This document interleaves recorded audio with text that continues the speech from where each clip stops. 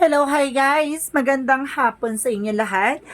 This is Shin from Masagara Channel, a faith healer, also mata reader. So ngayong hapon na tingnan natin na nagsasabihin sa iyo ng ating mga gabay. This is Arcangel Raphael messages for the sign of Gemini. So Gemini, welcome to my channel.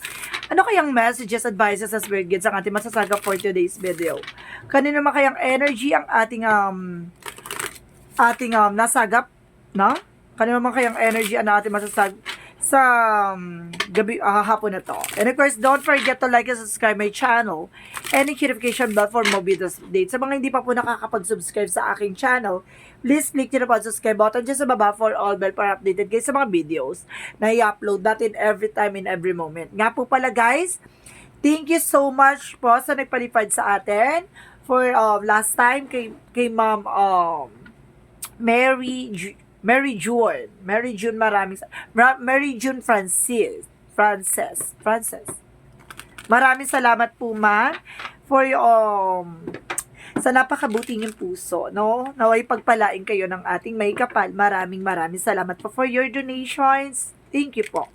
And of course, mayroon pa pala ng isang nag-donate kasi hindi ko alam yun anong name pala. Maraming salamat po pala.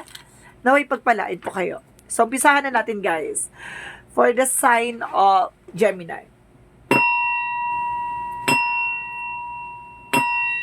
Angel Spirit Messages, ano kaya ang mensahe sa iyo ng ating mga gabay? Do more research. Ooh, may mga bagay na kailangan mo pang malaman, no? Get more option or more opinion, something diba, na makakatulong pa sa'yo. And of course, there's an organic food. So, some of you kailangan nyo pa ng kumain ng mga organic foods. Baka nagiging madalas ang meat nyo, no? Kailangan nyo rin mga foods, and of course, na makakatulong sa inyo, yung organic po. Siguro, and of course, there's a meditation, no? Kailangan nyo din po ng meditate. Kailangan nyo mag-meditate at yung magdasal-dasal, no? At magkaroon ng, para magkaroon ng kapayapaan yung isip nyo. Di ba? Ma-retreat yung isip nyo. So, let's see what is the total messages for you ng ating angel spirit. There is a 9 of Pentacles, blossoming abundance, and of course the 8 of Wands. Maraming parating, Kumbaga mukhang dudumugin negosyo, hanap buhay mo dito. No, mukhang papalakasin talaga to ng ating ng may kapal. No, mukhang ang lakas ng energy dito na mukhang mamumulaklak ang mga pananim or something. Yung parang gano'n kung ano yung tinanim mo or ano yung invest mo, mukhang mamumukadkad siya. Lakas ng nasa-sense ko dito. Mukhang lalakas ang inyo at lalago ang inyong negosyo. And of course, there's an Ace of Wands. There's a new beginning, and of course, there's a Knight of Wands, but there's a final push, no? May bagong simula, and of course, new fresh ideas, and of course, sinasabi na step by step, no? What is additional messages? There is a 6 of Pentacles. Sinasabi dito, giving and receiving. Tuloy-tuloy daw about sa finances sa inyo. Magtutuloy-tuloy na ang pasabog ng inyong eksena. So, and of course, there is a 4 of Swords. Listen to your intuition. Makinig ka sa intuitions mo, sa gut feelings mo. May mga bagay na kailangan mong pakinggan yung instinct mo. There's a meditation, di ba? 4 of Swords. Kumaga kailangan nyo ng pahinga, di ba? And of course, kailangan nyo ng kapayapaan sa isip nyo para walang gumugulo. Or some of you, baka nahihirapan sa pagtulog. And of course, there's a 9 of Pentacles. There's a Knight of Swords. Ay, Knight of Wands. Slow and steady. Kalmado, huwag ka magmadali. No? Huwag ka magmadali. Sinasabi sa'yo dito, darating yung araw na mukhang sisibol na ang mga bagay-bagay. O sinasabi dito, mukhang lalakas. O yung itong paglakas ng inyong negosyo, napaka-slow and steady niya, Kumbaga, lumalakas siya tuloy-tuloy, no? Kumbaga, stable, ganun siya. What is the 8 of Wands? And of course, there's the Sun card. Wow! Positive energy with the attract, no? Kumbaga talagang magkakaroon ka ng fast communication, fast energy na sinasabi sa dito, ma-attract mga positive energy. Ang lakas ng energy dito talaga, no? Atake. Ang dami, mensahe. And of course, kumbaga there's an email and messages din Marami kang email or messages kang matatanggap. And of course, there's a page of pentacles, manifestation. May mga bagay na ma-manifest ka dito na kumbaga siguro bagong eksena, ganon. So what is the Knight of Wands? So there's an Eight of Cups, letting go, walking away. Kumbaga sinasabi sa'yo dito na moving on, kailangan mong bitawan or pakawalan yung mga bagay-bagay. So sinasabi sa'yo dito na kailangan mong magpatuloy, looking forward, no? What is the Six of Pentacles? What is the Six of Pentacles? There's an Ace of Cups. There's a new love life or new romance coming in for you na may giving, receiving. Kumbaga may balance kayo dito, diba? Kumbaga hindi lang siya na, kumbaga balance balance ang inyong relationship na darating or some of you dumating na. Diba? What is the Four of Swords? There's an Hermit card. There's a soul searching, no? May paglilinaw at kakaliwanagan dito. Na kumbaga, by spirituality, kaya pala hindi ako makatulog kasi kailangan ko ng kumbaga, there's an organic foods like fruits and vegetables. So, sinasabi sa'yo dito, makakatulong daw sa pagtulog din yung mga grapes, no? Kasi mataas sa fiber yan na makakatulong sa pagtulog. May benefits ang grapes for pagtulog, gano'n. So, the Hermit card, sinasabi dito, may paglilinaw, no? May lilinaw na eksena. And of course, there's some High Priestess, there's an unexpected moment, and there's an hidden agenda with unexpected, no? Kumbaga, itong blossomin, biglang magbubloom, hindi mo inaasahan to. So, what is the Eight of Wands, and of course, the Sun card?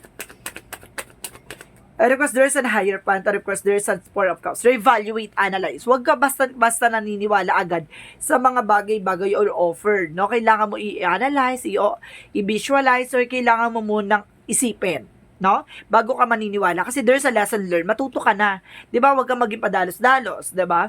Kumbaga sinasabi sa'yo dito, bago ka maniwala, kailangan mo yun nga, di ba? Do more research, no? Kailangan mo munang alamin ng totoo, di ba? So, what is the Ace of Wands and of course the Page of Pentacles? Katulad sa mga business and of course sa mga customer mo, 'di ba? Kailangan mo muna mag-research about sa kanya, ganun, o kaya about sa eksena mo, kung ano man yan na kailangan mo, gusto mo nang malaman, 'di ba? Kailangan mo munang alamin sa likod ng eksena. And of course, there is a Knight of Swords. Magiging mabilis daw tong eksena na to.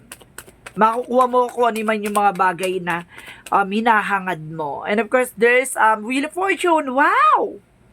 There is a bless and of course good luck. Ibig sabihin may swerte, Kumbaga step by step, no? Looking forward, no? Huwag kang lilingon sa likuran. Char. Huwag kang kumbaga kumbaga sinasabi dito, don't let past year hold you back, no? Huwag mong balik-balikan na nakaraan. What is the Six of Pentacles and the Ace of Cups?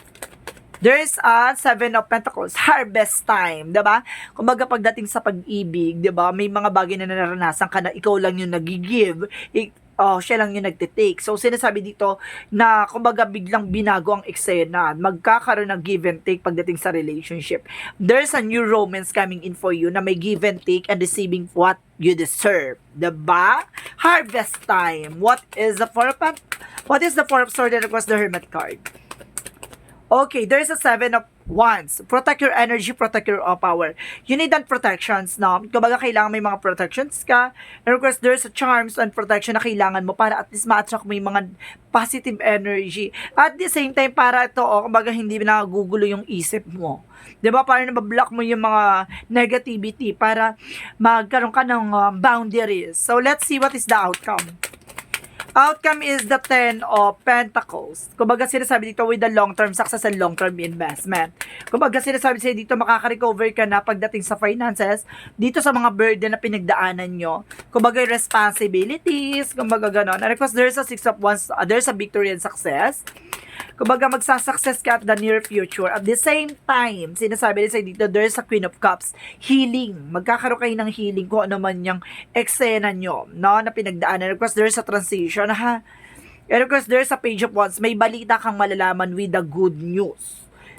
Transition. Makakalis ka na sa sitwasyon o may taong uuwi o may pupunta. Diba? May pupunta sa'yo or uuwi ka ng ibang bansa or uuwi ka ng Pilipinas. Ganun. Kumbaga, there's a travel.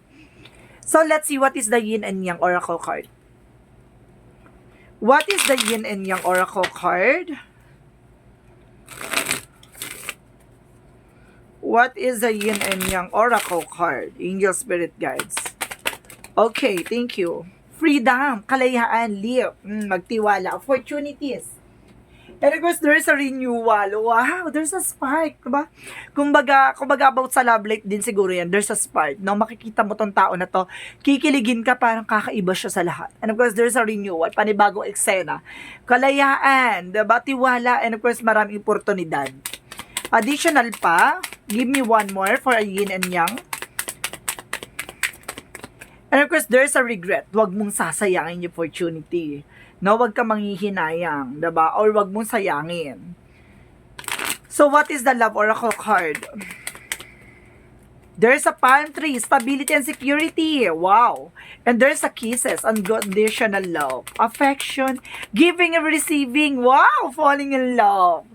Tara, may pag ano dito, kumaga, kahit na kung hindi ka nahuhuli at talagang hindi ka mahuhuli sa eksena, 'di ba? Kumbaga may edad-edad na pero lumalaban pa din. Ganon. Kumbaga may pakilig ka pa rin. Because there's a hand of cards. Kumbaga take chance. 'Di ba? Take a risk. Kumbaga kailangan mo sumagal kung gusto mong lumigay at magmahal. Ganon. So let's see what is additional messages. What is the energy? Diba, may pakilig. Siguro, meditation, sinasabi sa dito by Arcangel Raphael, na kaya sinasabi na meditation, kasi stress, you're feeling stress last time or last few weeks or last few days or last few months or last few years na naging na-stress ka. And of course, there's an organic food na kailangan mong kumain ng mga masusustansya, ha? Iwasan mo na yung mga fast food. And of course, there's a do more research, no? Kailangan mo may malaman pa. Marami ka pa matutuklasaan. Marami ka pang malalaman. And of course, there's an attachment. Attachment. May pag-attach dito, Tia. There's an attach. Attach ng attach. Charis! So, what is the Montology? What is the Montology? Angel Spirit. Game mo na yung Montology. Don't let... I told you! Diba? Don't let pride get in your way. So, sinasabi dito na, yung ego nyo, ganon, kumbaga, kailangan mo nang alisin yan. And because there is your hard work is paying off. Harvest time. Diba? So, what is Archangel Michael? Messages. What is Archangel Michael? Go forward fearlessly. Diba? Ito yung sinasabi ko with the Eight of Cups. Kailangan magpatuloy ka. Diba? Go forward fearlessly. Magpatuloy ka na walang kinakatakutan. Laban lang ng laban. So, what is Archangel Michael additional? Energy healing works.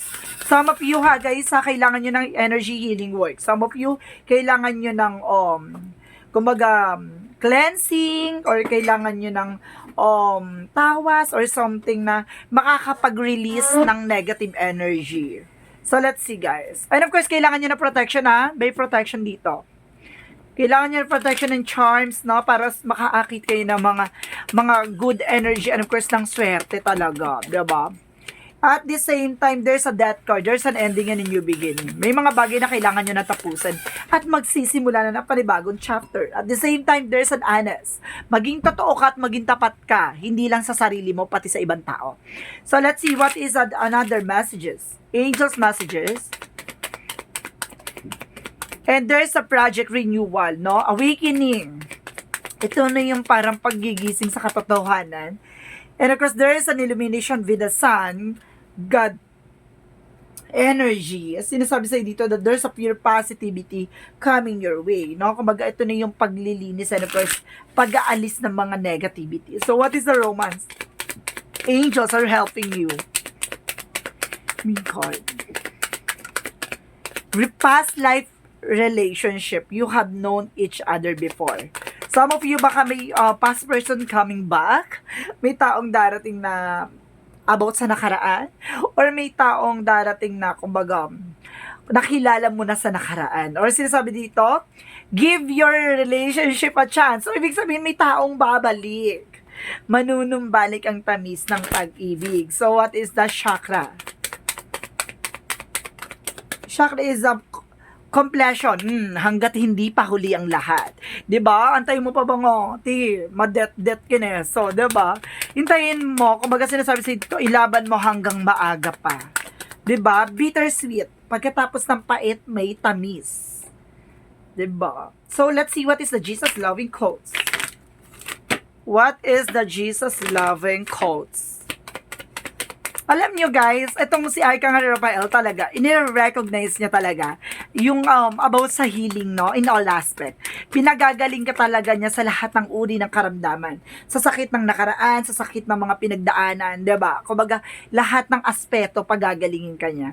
And of course, let not your heart be troubled, neither let it be afraid. Pwede kang matakot, pero wag mo hayaan yung puso mo yung magulo, diba? Di ba kasi dyan tayo nakikipag-coordinate kay God sa puso. Hindi man natin siya nakikita pero alam mo sa sarili mo kung ano yung pagmamahal at paniniwala mo sa Kanya. So what is the angel's number? 888. Wow! Pasabog! I am abundance. Ang lakas ng energy. There's an 888 that represent a blossoming abundance. Sinasabi sa'yo dito na, as you focus on all the wonderful things that surrounds you, you're clearing the path for more positive energy to flow into all areas of your life and create a place for abundance. Diba? So, ang ganda, 8880. Yayaman ka, no? Diba? Siksik, liglig, nag-uumapa. Tatambling ka talaga sa saya. And of course, there is an I reap what I saw. Today, I remember that all I think and all I do will come back to me in some way. I understand that I reap the fruits of what I saw. And now feel my life will thoughts and deeds of abundance, light and love. I saw the deed seeds, knowing I will harvest the greater of my riches. See, kung ano yung tinanim mo, siya itong aanihin mo. Naging mabuti ka sa ibang tao, ibabalik sa'yo some other way. Diba? Kumbaga tumulong ka, 'di ba? Tumulong ka, binigyan mo yung mga bagay or tao na alam mo nang hihingi sa iyong tulong, pinagkalooban ka ng langit ng mas higit pa sa ibinigay mo. Tandaan mo 'yan na hindi natutulog ang nasa taas, lalong-lalo na kapag alam niya na puso mo ay mabusilak, talagang alam niya na ipagpapalain ka. Pasabog. So this is Arcangel Raphael messages for the sign of Gemini. So this reading sa reading lamang, hindi lahat makaka-resonate. Kunin lamang pa makaka-relate sa inyo and comment down below kung kaninong energy ang ating nasagap. Maraming salamat Gemini for your wonderful reading and see you in the next video. Bye-bye and babush!